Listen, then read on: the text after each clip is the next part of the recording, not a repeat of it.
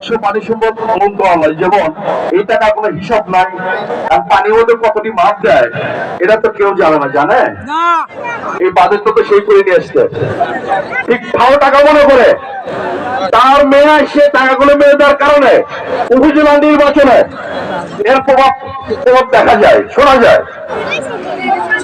তার মেয়ের জামাই যখন নির্বাচন হন তখন কিন্তু তার পক্ষে ছিলেন না। তার ওয়াইফ যখন মেয়র নির্বাচনে ফেল যান তখন কিন্তু তার পক্ষে ছিলেন। তিনি যখনই যার পক্ষে কাজ করেন সে পক্ষে ফেল যান। ওনার যদি নৌকা পান তাহলে সে নৌকা তার, আর উনি যদি নৌকা না পান সে নৌকা পান না। এই হলো তার অবস্থা। শেখ হাসিনা আজকে আলহাজ মোহাম্মদ সাহেবকে নৌসুদ্ধ আমাদের মাঝে পাঠিয়েছে এই জন্য ভবিষ্যতে যে নৌকা এবং সুসংগঠিত আওয়ামী লীগকে